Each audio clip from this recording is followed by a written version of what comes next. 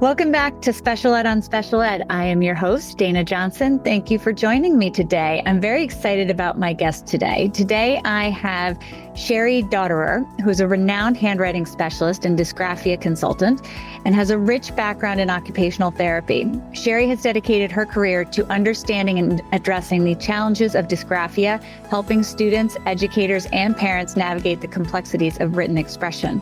As an author and educator, she has distilled her extensive research and hands-on experience into practical strategies and interventions that empower individuals with dysgraphia to overcome obstacles to writing. Cheri's approach combines the latest in educational neuroscience with compassionate, tailored support, making her a sought-after expert in the field of learning disabilities. Hello, Cheri. Thank you so much for joining me today. It is fabulous to be here. Thank you for the invitation. We had a conversation a couple weeks ago in preparation for this, and I got so excited about what you're doing here at Special Ed on Special Ed. It is such a needed podcast, and so I am just honored to be here. Thank you. Oh, wonderful. I'm so excited. Well, let me first do my disclaimer because I can't do anything without my disclaimer, so we'll play that quickly. The information in this podcast is provided for general informational and entertainment purposes only and may not reflect the current law in your jurisdiction at the time you're listening. Nothing in this episode creates an attorney-client relationship, nor is it legal advice. Do not act or refrain from acting on the basis of any information included in or accessible through this episode without seeking appropriate legal or other professional advice on the particular facts and circumstances at issue from a lawyer or service provider licensed in your state, country, or other appropriate licensing jurisdiction. Alrighty, I am ready to get into it, Cheri. I would love to start with your background. How did you get to be the person I'm talking to about dysgraphia? It was a very long road, but it started out with, I really didn't know what I wanted to do when I grew up. How about that one? And I'm still working on it. Yeah. So I started out my life thinking I wanted to be a lab tech. And when I got into college, I'm going, yeah, maybe this isn't for me. And I was really stuck on where I wanted to do with myself. And then a PT assistant said, after I was kind of describing where I wanted to go, and she's like, you sound like an occupational therapist. I'm like, what is that? But what I was dreaming at that moment in that conversation didn't happen for a very long time. I made my way through most of the medical field of occupational therapy. I did acute care, subacute, long-term care. I did home health. And it wasn't until I went back and got my master's degree that I was just like, I'm determined to get into this other avenue and really start working in peds, which is what I wanted to do in the first place. And I actually started my business without cold turkey, without any understanding of special ed. And all because a friend from church said to me, I need an OT there. Can you help me out? I'm like, sure. And I started a business, went cold turkey. I walk in my first client and mom says, help my kid with executive function. And I went, what are you talking about? And so that started this, what am I doing here? And around 2013, I took a course on educational advocacy, and I'm sitting in the 5th week of that course, and she's talking about related services. And I'm thinking, I know everything about related services. That's what I do. I knew nothing. I felt like when I left that class by the end of the day, and it started me on a different journey. And that was, what is going on in the classroom that I can really help and make an impact, even though I'm not a teacher. And I really felt like, where's a gap? And I saw this gap that teachers, therapists, and parents didn't understand each other. And so I was looking for one niche to help fill in that triangle, that gap, whatever you want to call it. And I landed on dysgraphia. And it started a snowball that, yes, other people have taken that snowball and they have done much better at describing dysgraphia than I ever could. But it was a door that opened that has just taken me on this journey of self-reflection and professional development and how do I grow from here? And so my journey really wasn't one that I started out thinking I was going to be a podcast host and an author. As a matter of fact, I was terrified of writing. I was terrified of speaking. And now look at me. That's what I do. That's everything, right? That's how it goes. I love what you said, though, about thinking that you knew everything about related services and then walking into the advocacy class and realizing, oh my gosh, I don't, because I do run into that a lot with service providers where they believe that they do understand everything about special education and how it works because the students they work with are in school and have special education needs. But it's not, you don't learn that through osmosis. And I think that is sometimes where some of our service providers can take a bit of a left turn, because I'll find them advising clients on things that aren't accurate. And I'll say to my client, I'll tell you what, I will stop seeing students for therapy if you'll stop asking your therapist for legal advice. Like that, how that works. It's just, let's stay within our niche. But I do think that's a really important thing for any kind of outside provider to understand, because it's true. Their students are engaging in these services, or their parents are advocating for them. And you guys have so much to offer and provide that we need as an IEP team, that it only helps us when you know what we're talking about and you understand where a related service fits in and where it doesn't. Otherwise, it just can make our life more difficult. How did your world of dysgraphia evolve? Well, I went and I tried to figure out what it was myself. And as I kept writing notes and really trying to apply what I understood about sensory processing to those notes, I really went down this path of really trying to help the parent understand. So that was my mission. And that's the Handwriting Brain Body Disconnect book.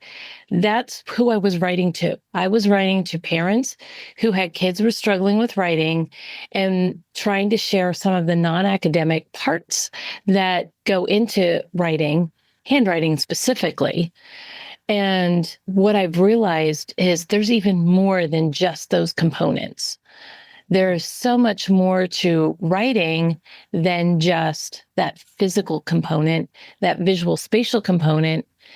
There is this big language component and this cognitive component, but there's also another part. And this is the part that I think we forget about a lot. And that is the emotional part.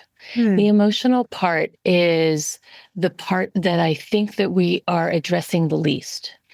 And so as I've been doing more research and working with teachers, I really started exploring how that emotional feeling connection impacts their social awareness. And so I have a 6-part framework that I teach, and that is called impact. And impact begins with interoception. And interoception is one of those words that people go, what are you talking about? Because nobody hears about it. They hear about proprioception. They hear about vestibular. They hear about kinesthetic. Not as many people are hearing about interoception. Interoception is your 8th sense. And that is where your emotions and feelings get connected to the physical world. It's a sensation. So it's sensory. So it's coming from the body to the brain. And it's making those connections where I am not liking this.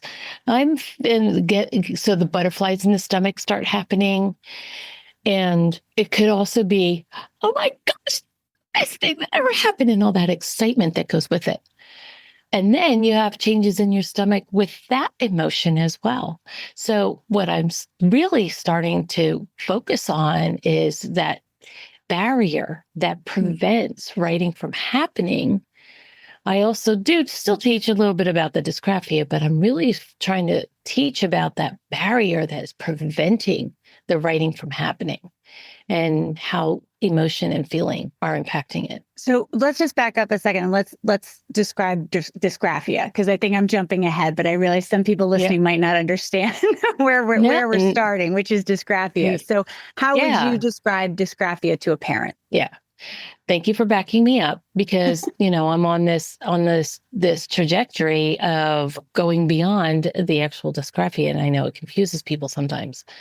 So what is dysgraphia? What I try to do is I try to decipher the Latin or Greek or whatever the derivative is of the word. So DYS, which is the beginning, means disability. IA at the end means condition. And then the words that are in the middle are the ones that tell you what it's all about. So we have 3 that fall under the specific learning disability category, and that's reading, writing, and math. And so lexi means to read, so that's dyslexia. Graph means to write, so that's the dysgraphia. And calc means math, so that's the disability in math, dyscalculia.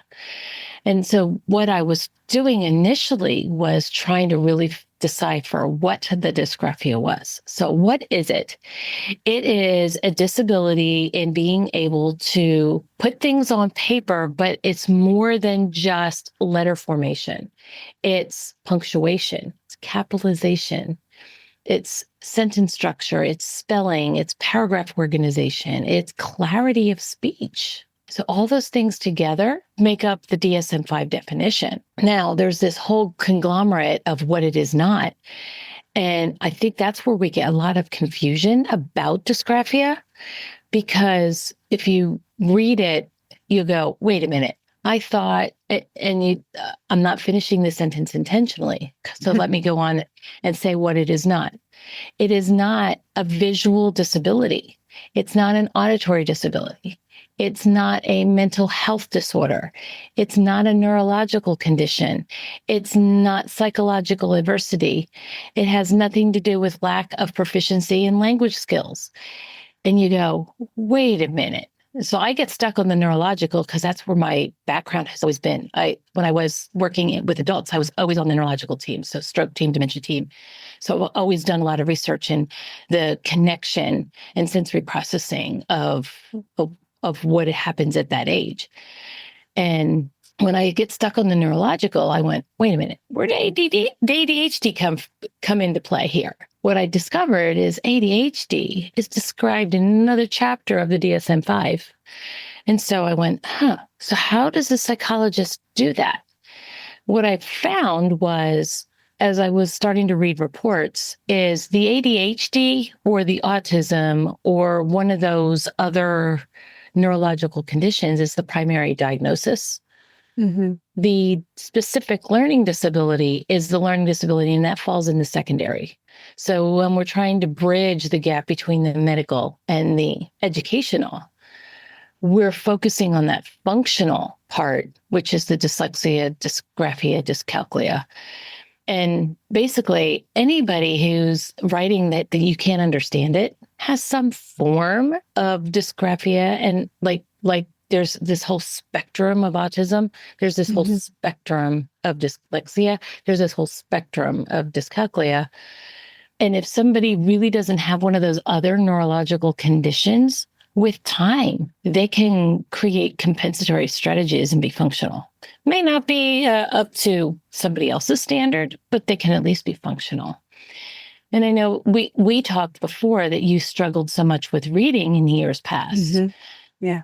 But you've gotten to a point in your life where you've created compensatory strategies that you can be a functional adult. Yeah, and some of that is the benefit of not being serviced. And I'm joking when I say benefit, but, growing up in a time where I wasn't really serviced, it was sort of you had to figure it out yourself. So some of those compensatory strategies don't always make life easier, but it gets the job done. You sort of learn how to force yourself to do it, I guess, in some cases. So I was fortunate that I could do that because not everybody can. That's also another skill.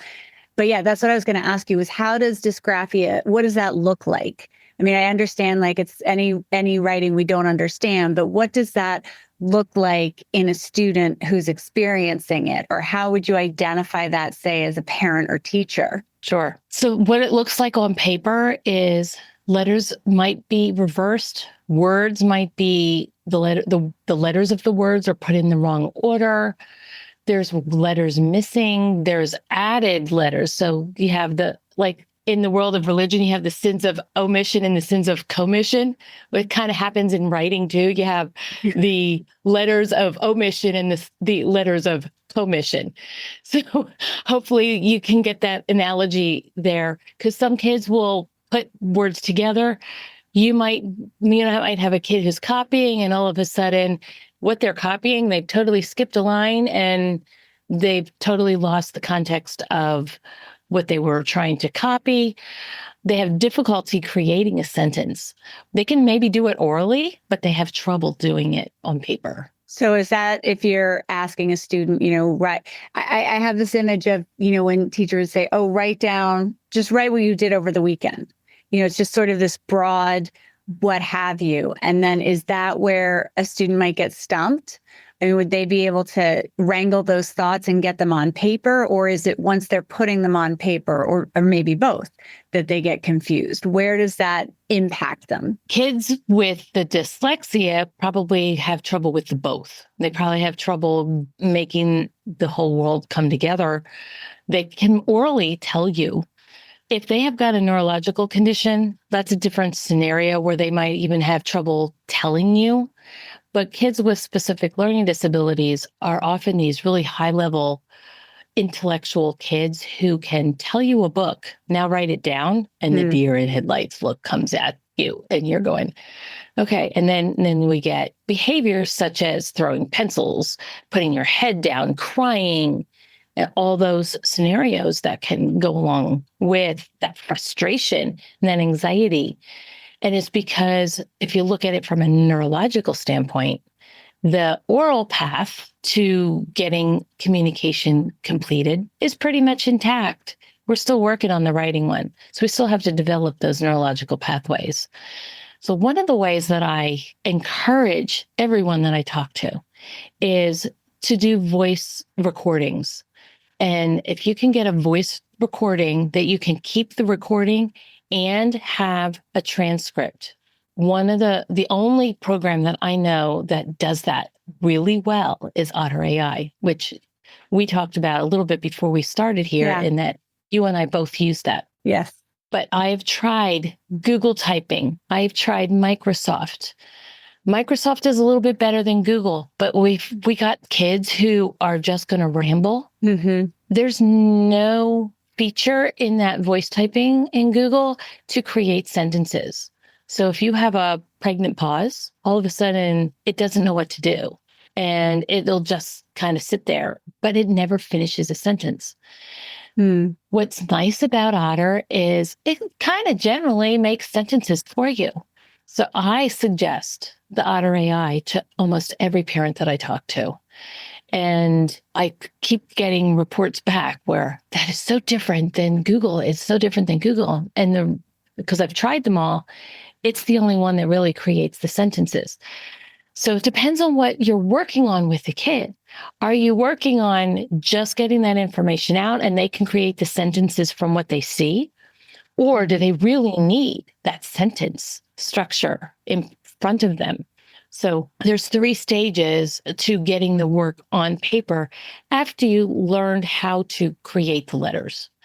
And that is copying, dictated, or self-generated. So copying is pretty much easy. You're copying the transcript in front of you.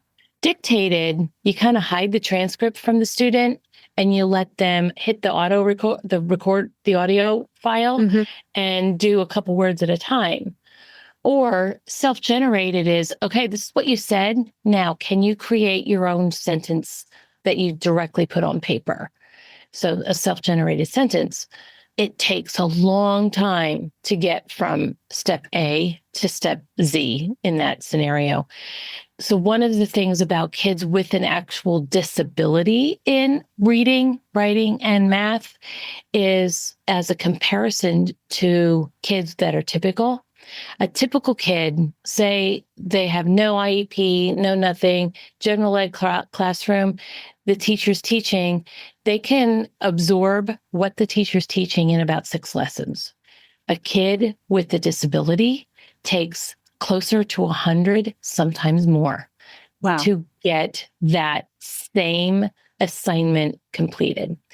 So that's why the idea of multi-tiered system of supports was created, to create those additional experiences for kids who need a little bit more help. And then they Like the created pre-teaching and the post-teaching, and that Yes. plays into there. Yes, that plays into there. So then we've created the whole classroom, which is tier one, the small group, which could be a pre-teaching or a post-teaching. It could be, this is what we read in class. This is a little bit different, but can you see the connection? And then tier three is one-on-one. And as an occupational therapist, I was seeing most of my kids as a tier three, taking them out one-on-one, maybe two-on-one. And I was getting a lot of rolling of the eyes from the teachers. And I'm going, why I'm supposed to be helping these kids? What? And so what got me really looking at making a shift to the pullout model of related services is, how can I do what I'm doing with the kid and do it in the classroom so that they're not missing their education? The teacher seeing what I'm doing, and can she then incorporate that for all the students?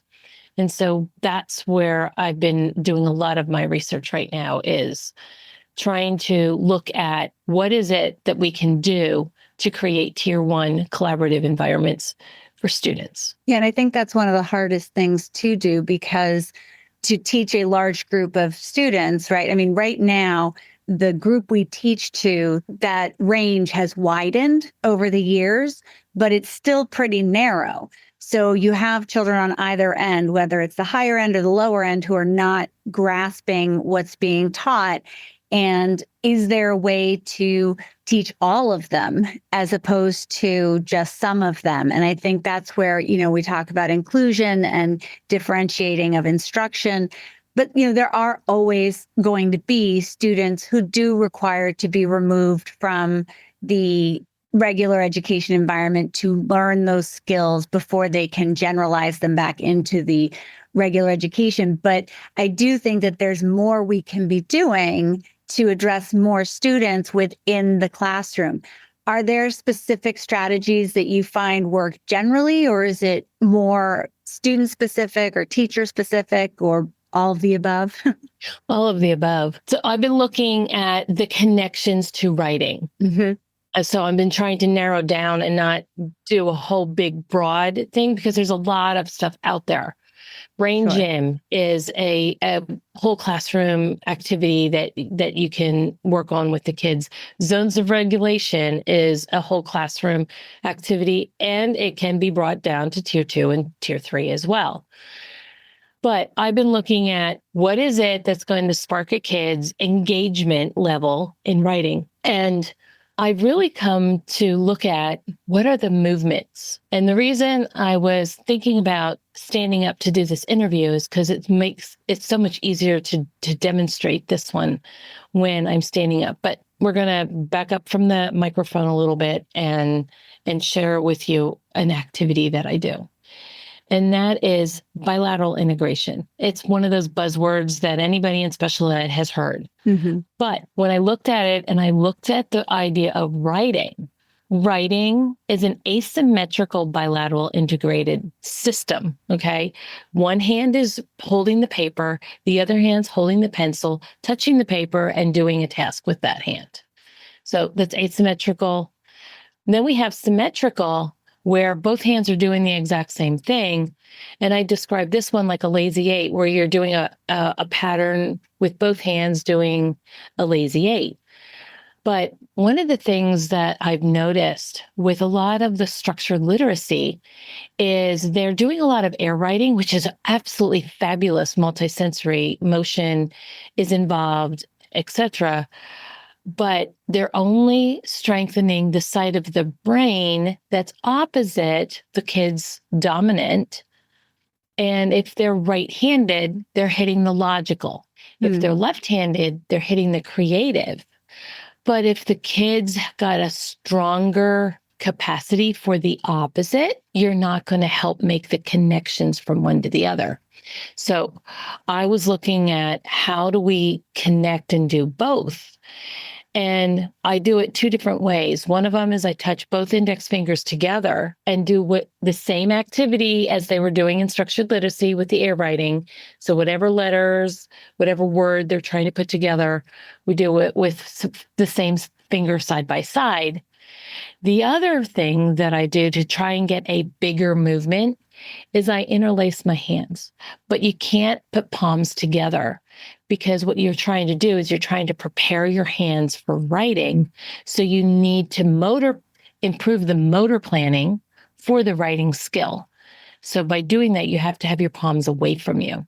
So by putting your palms away from you, putting one behind the other and interlacing the hands so that both palms are away from you. So your thumbs are opposite, and then do the air writing and do it as big as you can. You're going to get full shoulder movement. You're going to get full elbow movement, full wrist movement. Well, you're not really getting finger movement, but you're getting full wrist movement. And if they're putting their dominant hand in front, it's going to encourage wrist extension, which is another area that kids have a weakness in when they're writing. So the interlaced bilateral integration really has made a difference in kids' retention of high frequency words, for instance. That's so interesting. I also just want to back up a second because we're talking about tier 1, tier 2, tier 3. And in case anyone's listening who doesn't understand what those are, we're really talking about, what we call response to intervention. It's called slightly different depending on where you are, but they're interventions that are provided in the classroom for students who do have learning disabilities who maybe aren't completely falling apart, because if they were, we'd be referring them to special education, but to sort of catch those kids that usually would have fallen through the cracks. So tier 1 is in the classroom, typical interventions, and then it gets more specialized until you get to a place where you say, okay, this child does require some special education services. And I don't know if there's a different definition that you have in your head, but I just wanted to clarify that. So when we're talking about tier 3, those would be the more intensive interventions, correct? Yes. And typically somebody who is in small group, like a tier 2, could have something on an IEP. Tier 3 is usually more intensive, and those kids are typically IEP kids. Right. And I know that it came about because there are kids who can fall through the cracks because they have these struggles, but they're not completely falling apart. And instead of waiting until they do, which causes a whole bunch of other issues, we intervene, we provide these interventions, and we get to a certain place. We say, okay, yes, this child definitely needs that level of support. Sorry, I interrupted with that. I just wanted to make sure that was clear. So when you're talking about the bilateral, and I'm going to get it wrong, bilateral, what did you say? Not intervention. It's interlaced bilateral integration. Interlaced bilateral integrations. Is that something that you recommend for teachers doing the whole class, right? Because if they're doing the air writing, that's something that everybody could do, that everyone would benefit from, right? Yes. And so it can be done with all 3 tiers.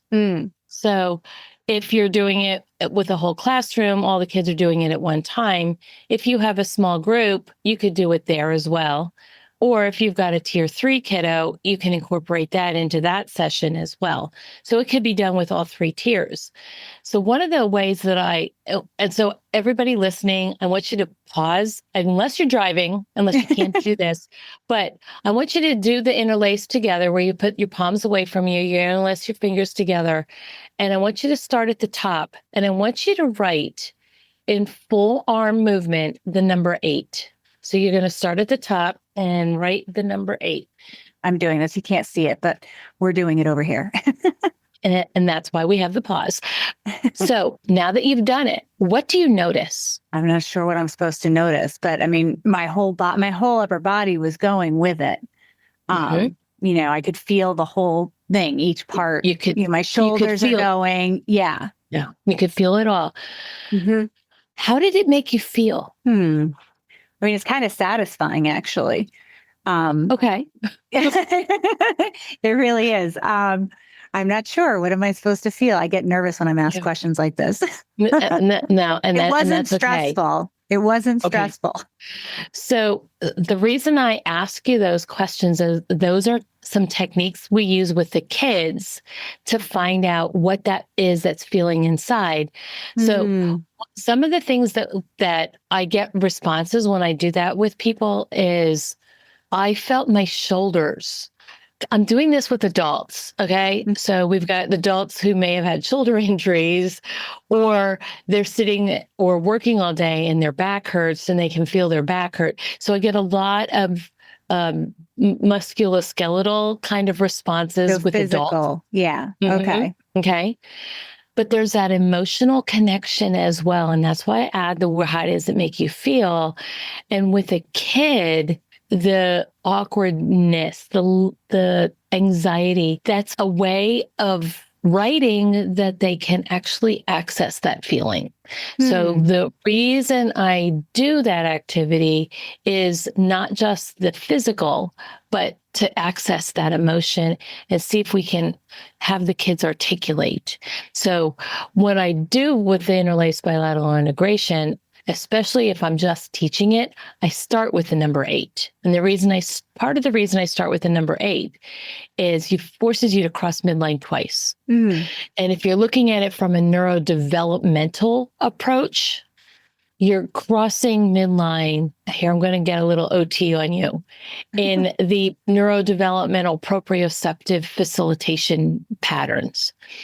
So when you've had a stroke, there's patterns that your arm goes through before it regains, if it's going to regain motion.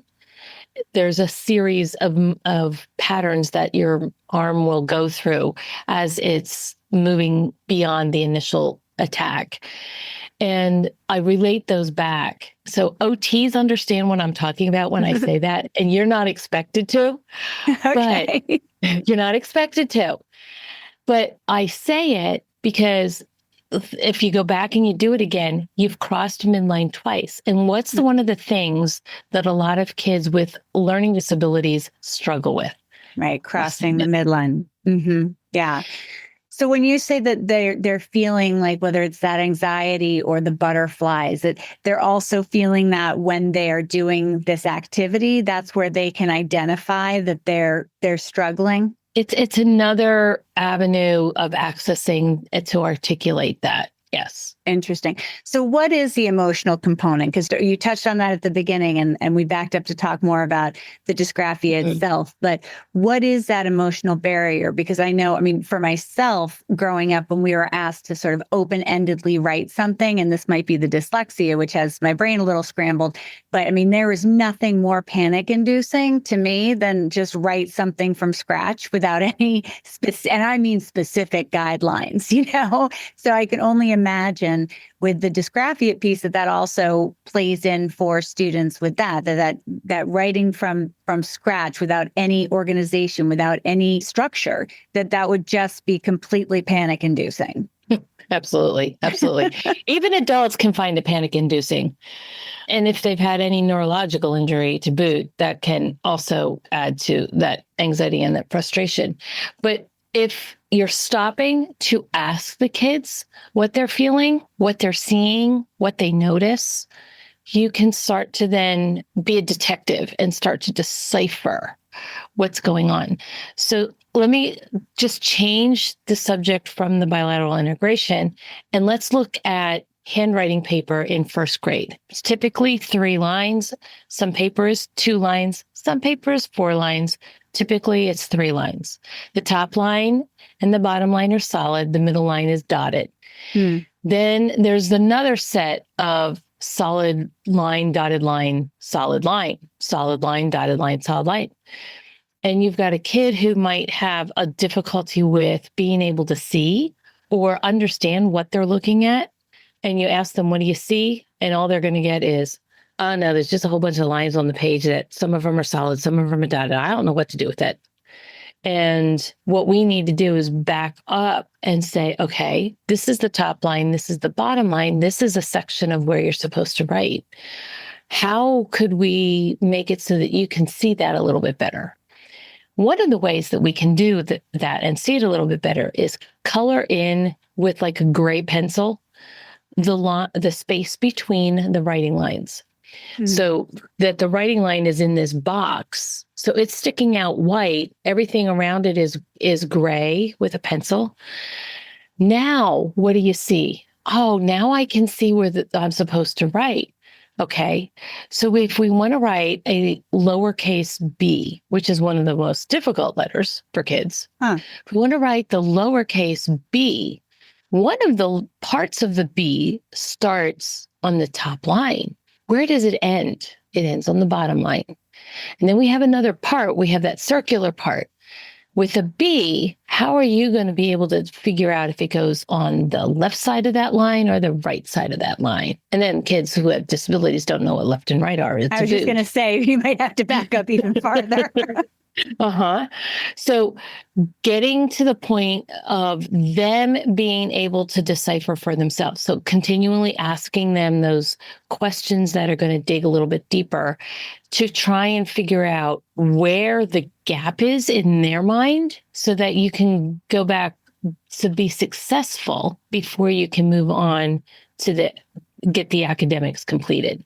So it's really trying to be a non-academic decipher detective. So is that why B is so difficult? Because it could be the B or it could be the D. Is that the part that's the most confusing for them?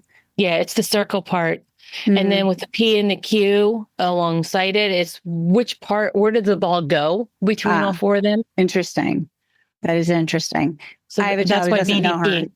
Yeah. Okay. I have a child who doesn't know their left from their right. So she still does this, and which is really frightening when she's driving. But, learning that back, the B and the D are what gets flipped around so much by children. I mean, I guess that's a natural thing to flip around at the beginning. And if you don't grasp that skill early on, then it just continues.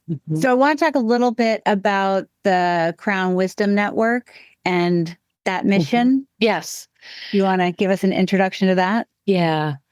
So that is something I will be launching later in 2024. So I'm not quite sure how soon this comes out, but there's nothing published about it yet.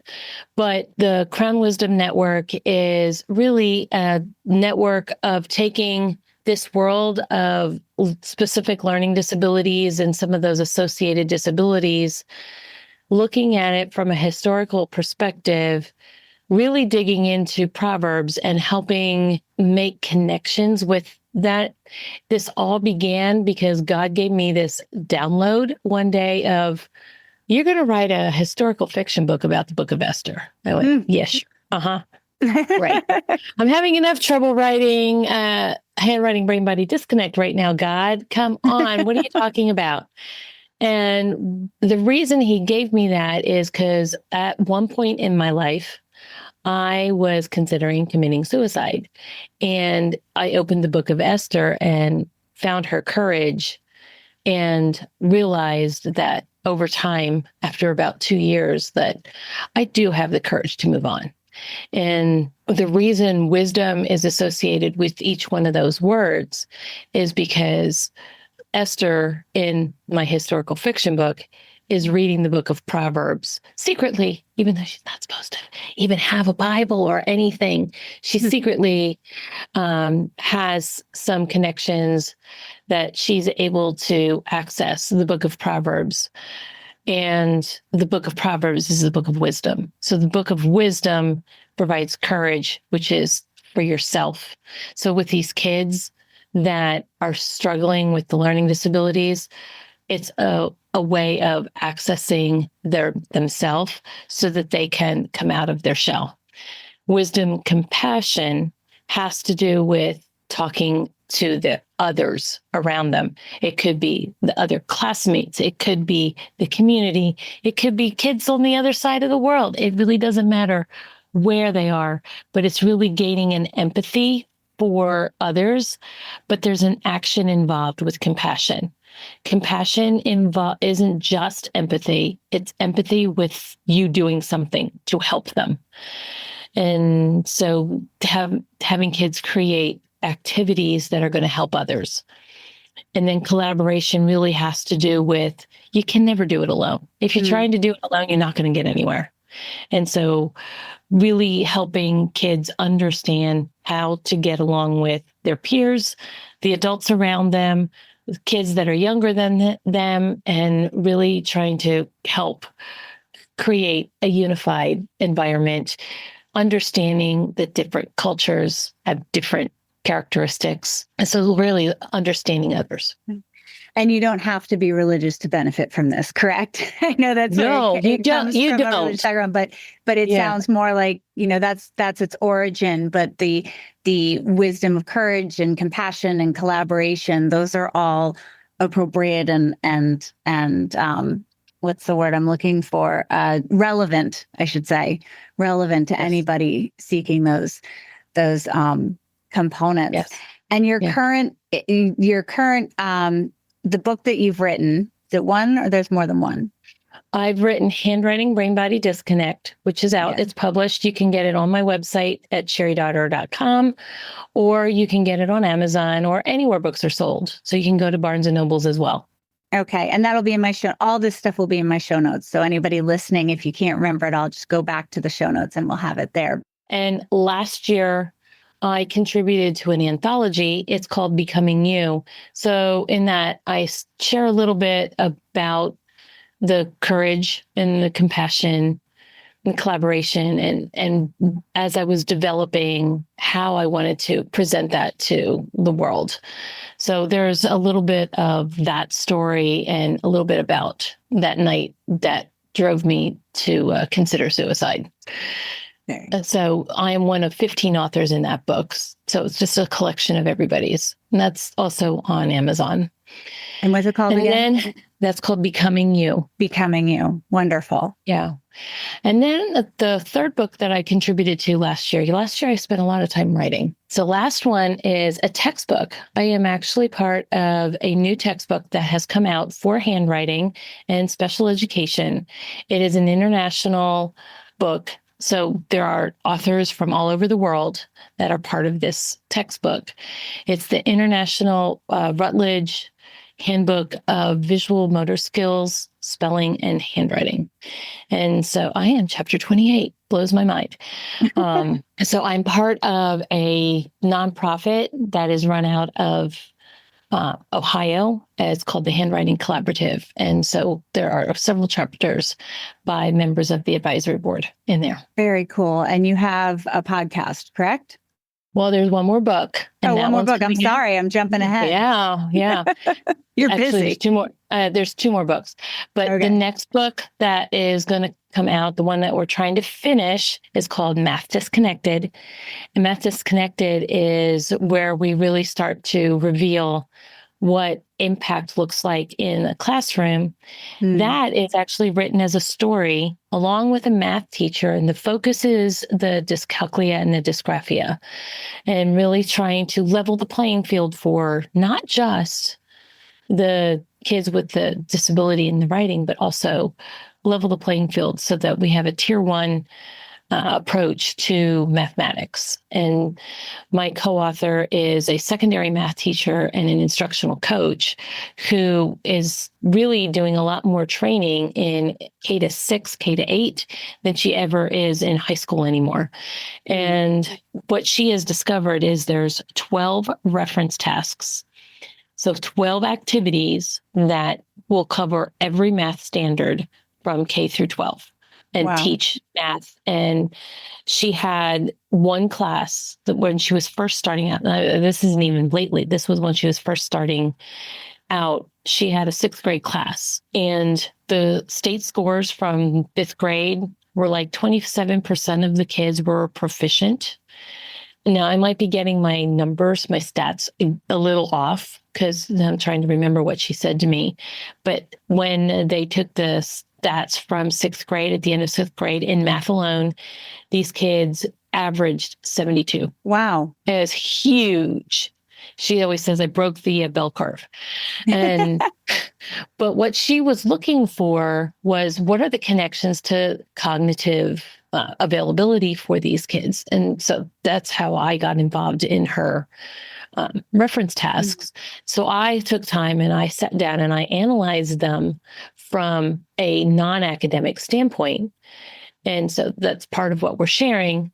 We do a monthly workshop where we're really delving into the math, and we started a podcast. So you asked about the podcasts. Yes. 2 years ago, I started The Writing Glitch. The Writing Glitch is all about the dysgraphia. I'm interviewing people that are out there with technology or dyslexia, dysgraphia strategies, and looking at what we can do to help these kids. Most of that is an interview-based podcast.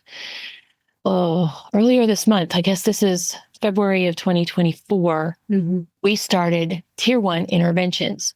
Tier 1 interventions is the first part of that workshop. So the first hour or first half hour of the workshop, we're converting that segment to a podcast. So we're introducing the reference task. We're talking about some of the concepts behind it and looking at cognitive ability and trying to help others understand what students might be burdened by. So one of the examples of really messing up with cognitive ability is, did they sleep the night before? And I know you're a special ed lawyer, and I might tread on toes saying this, but I really do believe that we can address sleep issues in a school-based setting. No, we're not going to encourage kids to sleep, but education and awareness, we can address that with the teachers, the parents, the students themselves, and look at why sleep deprivation will impact education. Yeah, no, that's so important. And especially when you get to the teenage years where students, just physically can't go to sleep as early as the rest of us, and with devices, as we all know, the lights from the devices that cause them to stay up later. And then, whatever it is, there's just always a reason. And I know it left to their own devices, my kids would be up all night long and not even realize that's what they were doing, but it's like, it's the same as for an athlete, not only is it your sleep, but your nutrition, all of those pieces can really play to your brain function and how you perform and being at your optimal self. So if you already have deficits to then you're kind of piling on, really, right? Exactly. So to summarize, all of the things that I have to offer is I have a couple books out now. I have 2 more on the way, which I didn't even talk about the 5th one yet. I have 2 podcasts, and there's courses and stuff that you can dive a little bit deeper, and you can access them through cheridotterer.com. Wonderful. So that 5th book is my dream book, and that is that historical fiction book on the Book of Esther that I am working on, and slowly, because I want to get all the stuff for teachers out first before I start to interweave that. Your passion project, is that what you would call it? That's exactly what I call it. Wonderful. Well, Cheri, thank you so much for joining me. I feel like we covered so much. Is there anything that you can think of that we missed? Did I not hit something? No, I think that we've covered a lot of information. I guess that the one thing is, if they really want to delve in a little bit more on some of the strategies that go along with impact, the second Wednesday of every month, I do a free webinar. So they're welcome to register for that. That's also on my website. Wonderful. Well, I will have the links and access to all of those pieces, the books, the podcasts, your website, all in my show notes. So that should be easy for people to access. And thank you so much for being here and discussing dysgraphia with us, because I think, we're so focused in dyslexia. I'm not sure we talk about dysgraphia or dyscalculia as much as we should. And this was really, really is helpful for me. So I'm hopeful it's helpful for others as well. So thank you. Thank you again. It's been a pleasure to be here. We could talk for another 3 or 4 hours and still not hit the tip of the iceberg. So there's a whole lot more that we can share. So we may have to have you back to do that. Thank you for having me. Thank you so much for joining me today. Please don't forget to follow this podcast so you don't miss any new episodes, and leave a review when you have a chance. If there's anything you want to hear about or comment on, please go to my Facebook page, Special Ed on Special Ed, and find me there. I'll see you next time here on Special Ed on Special Ed. Have a fabulous day. The views expressed in this episode are those of the speakers at the time of the recording and do not necessarily reflect the official policy or position of any other agency, organization, employer, or company, or even that individual today.